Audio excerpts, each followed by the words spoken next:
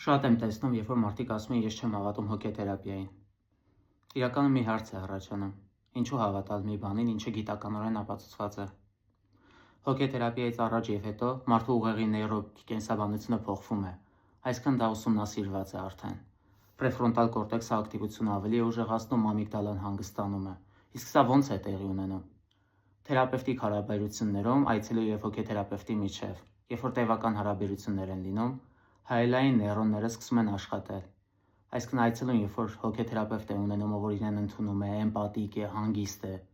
ի տարբերություն իր ծնողների առաջներում կամ իր կյանքի իրավիճակների,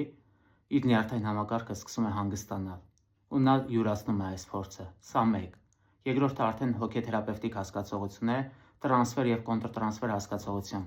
Այսինքն այցելուն կարող է թերապևտի հանդեպ տարբեր հույզեր ունենալ, բայց այդ հույզերը կարող են թերապևտի հետ կապված չլինել ընդհանրապես։ Դա իր մանկությանից են գալիս, իր ծնողների հանդեպ ունեցել ամոթը, զայրույթը, մեղքի զգացումը, նույնիսկ սեռական ուղում կարող է ունենալ, բայց դա նաև իր մանկությունից է գալիս։ Այսինքն դա ներկայի հետ կապ չունի։